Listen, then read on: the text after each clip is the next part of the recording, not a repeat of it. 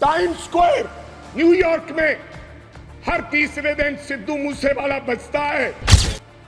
हिंदुस्तान में परिंदा भी पर नहीं मार सकता। आप ये कहते हैं कि हम हैं, चिंता मत कीजिए।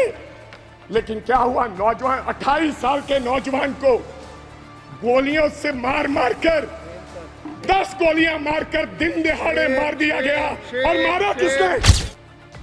एक तिहाड़ जेल में बैठा एक गैंगस्टर जिसका नाम लॉरेंस बिश्नोई है, उसने मारकर कहा, जेल से इंटरव्यू दिया और कहा मैंने मारा है, मैंने मारा है। ਤੇ ਸਿੱਧੂ ਮੂਸੇਵਾਲੇ ਦੇ ਕਤਲकांड ਦਾ ਮੁੱਦਾ ਰਾਜਾ ਵੜਿੰਗ ਵੱਲੋਂ ਸਦਨ 'ਚ ਚੁੱਕਿਆ ਗਿਆ। ਜੀ ਹਾਂ, 18ਵੀਂ ਲੋਕ ਸਭਾ ਦੇ ਗਠਨ ਤੋਂ ਬਾਅਦ ਸਦਨ 'ਚ ਪਹਿਲਾ ਸੈਸ਼ਨ ਚੱਲ ਰਿਹਾ ਹੈ। ਸ਼ੁਰੂਆਤ ਤੋਂ ਹੀ ਇਸ ਸੈਸ਼ਨ 'ਚ ਜ਼ੋਰ-ਸ਼ੋਰ ਨਾਲ ਸਰਕਾਰ ਤੇ ਵਿਰੋਧੀ ਧਿਰ ਇੱਕ ਦੂਜੇ ਤੇ ਤਿੱਖੇ ਹਮਲੇ ਬੋਲ ਰਹੇ ਨੇ। ਉਧਰ ਇਸ ਦੌਰਾਨ ਪੰਜਾਬ ਕਾਂਗਰਸ ਦੇ ਪ੍ਰਧਾਨ ਅਤੇ ਲੁਧਿਆਣਾ ਤੋਂ ਸੰਸਦ ਮੈਂਬਰ ਅਮਰਿੰਦਰ ਸਿੰਘ ਰਾਜਾ ਵੜਿੰਗ ਨੇ ਆਪਣੀ ਗੱਲ ਰੱਖੀ ਹੈ। ਇਸ ਦੌਰਾਨ ਉਹਨਾਂ ਨੇ ਸਿੱਧੂ ਮੂਸੇਵਾਲਾ ਦੀ ਮੌਤ ਦਾ ਮੁੱਦਾ ਵੀ ਚੁੱਕਿਆ। ਸਿੱਧੂ ਮੂਸੇਵਾਲਾ ਦੀ ਮੌਤ ਦਾ ਮੁੱਦਾ ਚੱਕਦਿਆਂ ਰਾਜਾ ਵੜਿੰਗ ਨੇ ਕੇਂਦਰ ਸਰਕਾਰ ਅਤੇ ਗ੍ਰਹਿ ਮੰਤਰਾਲੇ ਤੇ ਤਿੱਖੇ ਹਮਲੇ ਬੋਲੇ ਨੇ। ਉਹਨਾਂ ਕਿਹਾ ਹੈ ਕਿ ਸਿੱਧੂ ਮੂਸੇਵਾਲਾ ਜੋ ਕਿ ਪੰਜਾਬ ਹੀ ਨਹੀਂ ਦੇਸ਼ ਦੁਨੀਆ ਦਾ ਨੰਬਰ 1 ਦਾ ਗਾਇਕ ਸੀ, ਉਸ ਨੂੰ ਸ਼ਰੇਆਮ ਗੋਲੀਆਂ ਮਾਰ ਦਿੱਤੀਆਂ ਗਈਆਂ ਅਤੇ ਉਸ ਨੂੰ ਗੋਲੀਆਂ ਮਾਰਨ ਵਾਲੇ ਜੇਲ੍ਹਾਂ ਵਿੱਚੋਂ ਬੈਠ ਕੇ ਇੰਟਰਵਿਊ ਦੇ ਰਹੇ ਨੇ, ਜਦ ਕਿ ਹਾਲੇ ਵੀ ਉਸ ਦੀ ਮੌਤ ਦਾ ਇਨਸਾਫ नहीं ਦਿੱਤਾ ਗਿਆ। सभापति साहब, हमारा एक साथी था, उसका नाम था सिद्धू मूसेवाला। एक कलाकार था, दुनिया में उसका नाम था। चाहे तमिलनाडु हो, चाहे महाराष्ट्र हो, चाहे केरला हो, चाहे न्यूयॉर्क हो, उसके गाने पर दुनिया झूम उठती थी। और मैं ये भी कहना चाहता हूं सभापति साहब, टाइम स्क्वायर न्यूयॉर्क में हर तीसरे दिन सिद्धू मूसेवाला बजता है। बिलबोर्ड, जो बिलबोर्ड दुनिया के 100 गाने, उनमें से सिद्धू मूसेवाला हर रोज पहले, दूसरे, तीसरे नंबर पे वो व्यक्ति रहता है। उसके साथ हुआ क्या, मैं आज इस सदन को जानकारी और बताना चाहता हूं आपके माध्यम से। क्या हुआ 28 साल के नौजवान के साथ?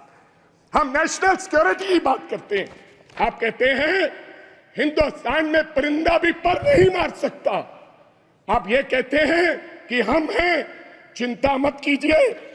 लेकिन क्या हुआ? नौजवान 28 साल के नौजवान को गोलियों से मार मारकर 10 गोलियां मारकर दिन दहाड़े मार दिया गया। और मारा किसने? सभापति साहब, बहुत से लोग मारे जाते हैं, मारा किसने? एक तिहाड़ जेल में बैठा एक गैंगस्टर जिसका नाम लॉरेंस बिश्नोई है, उसने मारकर कहा, जेल से इंटरव्यू दिया और कहा मैंने मारा है, मैंने मारा है। अभी तो सिद्धू मूसेवाला मारा है, अभी इसके बाप को भी मरना होगा। जेल से इंटरव्यू दिया। आप नेशनल सिक्योरिटी की बात करते हैं, कब इंसाफ मिलेगा सिद्धू मूसेवाला को? क्या होगा? 28 साल का नौजवान जिसकी मां के एक बेटा था, एक, और बिना शादी के ब्याह में हमारे सर पर सेरे बांधे जाते हैं, सेराबंदी होती है, आपके भी होती है। डेड बॉडी पड़ी, डेड बॉडी पर मेरी उस मां ने, सिद्धू मूसेवाले की मां ने फिर सेरा लेकर आए और अपने बेटे के लाश पर सर पर सेरा बांध के उसकी बधाई दी है। ये हालात हैं। आप देश के गृह मंत्री हैं, इंसाफ दिलाएं और जेलों में बैठे ऐसे गैंगस्टर को आप निकाल के उस परिवार को इंसाफ दें।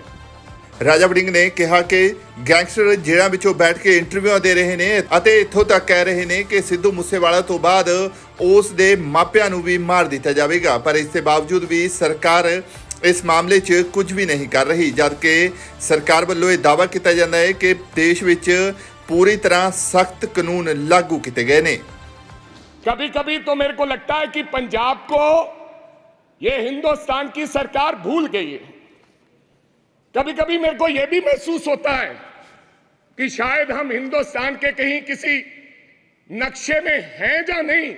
जिस प्रकार से हमारे सरकार का हमारे पंजाब के लोगों की तरफ व्यवहार है, ऐसा हमें महसूस होता है। मैं आपको बताना चाहता हूं सभापति साहब, जब हिंदुस्तान के देश के प्रधानमंत्री जब लाल किले पर झंडा लहराते हैं, और मैं गर्व से कह सकता हूं कि उस झंडा लहराने में पंजाब के हजारों नौजवान लोगों ने अपनी शहादत दी है। ये अवसर इसलिए प्राप्त हुआ है सभापति साहब। मैं कहना चाहता हूं सभापति साहब, मैं अपने किसान की बात करना चाहता हूं। पिछले 1.5 साल से सभापति साहब पंजाब का किसान, देश का किसान, आज बड़ी बड़ी बातें की गई। आदरणीय मंत्री महोदय कहे कि हमने एमएसपी दी है। एमएसपी आपने दी है? 1967 में कांग्रेस की सरकार ने किसान के लिए एमएसपी दिया था, जब देश भूखा मर रहा था। तो पंजाब के लोगों ने, इन किसानों ने, देश के किसानों ने देश के लोगों का पेट भरने का काम किया। आज कोई आसान नहीं कर रहा कि हम उनको एमएसपी दे रहे हैं। किसान लीगल गारंटी मांगता है सभापति साहब, एमएसपी की लीगल गारंटी। आपको मैं बताना चाहता हूं 700 किसान पंजाब का शहीद हुआ। और मेरी एक आदरणीय हमारी सांसद ने उन किसानों की मांओं के बारे में ये कहा कि ये तो 100-100 रुपए पे भाड़े पे लाए हुए लोग हैं। मेरे को शर्म आती है इस बात की। वो किसान, और आज वो किसान दिल्ली के बॉर्डर अपनी बात सुनाने के लिए दिल्ली आना चाहता है। क्या दिल्ली देश से अलग है? क्या दिल्ली में पंजाब के किसान नहीं आ सकते? हमें हरियाणा के बॉर्डर पर रोककर हमारे पर गोलियां चलाई जा रही हैं। हजारों लोग किसान हमारे वहां पर इंजर्ड हुए और कईयों की मृत्यु हो गई, मौत हो गई है।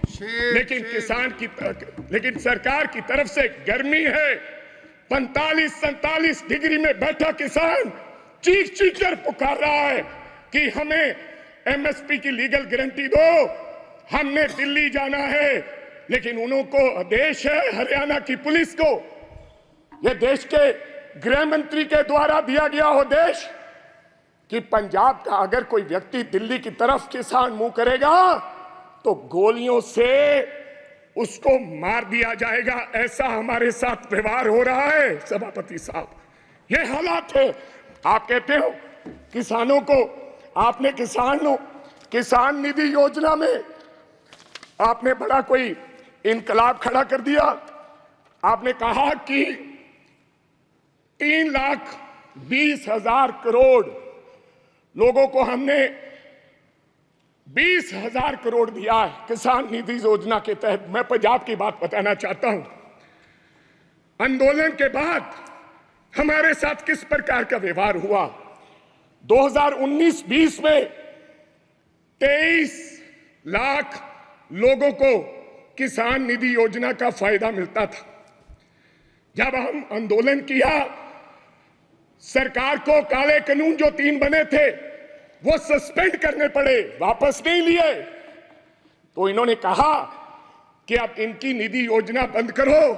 2023 और 24 में ऑन रिकॉर्ड बोल रहा हूं, फ्लोर ऑफ द हाउस, 8,56,000 लोगों के किसान निधि योजना से नाम काट दिए गए। ये छोटी बात नहीं है। पर कहा गया कि इनके कागज इनकम्प्लीट थे, इसलिए हमने इनके ये खाते काट दिए गए। तो पहले आपने कैसे दे दिए 23.5 लाख लोगों को? ਤਾਂ ਦੱਸੀਏ ਕਿ ਰਾਜਾ ਵੜਿੰਗ ਅੱਜ ਸੰਸਦ ਵਿੱਚ ਆਪਣਾ ਪਹਿਲਾ ਭਾਸ਼ਣ ਦੇ ਰਹੇ ਸੀ। ਇਸ ਦੌਰਾਨ ਉਹਨਾਂ ਨੇ ਸਿੱਧੂ ਮੂਸੇਵਾਲਾ ਤੋਂ ਇਲਾਵਾ ਕਿਸਾਨਾਂ ਦਾ ਮੁੱਦਾ ਵੀ ਚੁੱਕਿਆ, ਜਦਕਿ ਇੰਡਸਟਰੀ ਤੇ ਵੀ ਉਹਨਾਂ ਵੱਲੋਂ ਗੱਲ ਕੀਤੀ ਗਈ। ਉਹਨਾਂ ਨੇ ਲੁਧਿਆਣਾ ਦੀ ਇੰਡਸਟਰੀ ਤੇ ਬੋਲਦਿਆਂ ਇਲਜ਼ਾਮ ਲਗਾਏ ਕਿ ਲੁਧਿਆਣਾ ਵਿੱਚ ਉਦਯੋਗ ਨੂੰ ਖਤਮ ਕੀਤਾ ਜਾ ਰਿਹਾ ਹੈ, ਜਦਕਿ ਨਾਲ ਦੇ ਸੂਬਿਆਂ ਵਿੱਚ ਇੰਡਸਟਰੀ ਨੂੰ ਬੜਾਵਾ ਦੇਣ ਲਈ ਟੈਕਸ ਮੁਆਫ ਕੀਤੇ ਜਾ ਰਹੇ ਨੇ। Bureau report, central Punjab TV.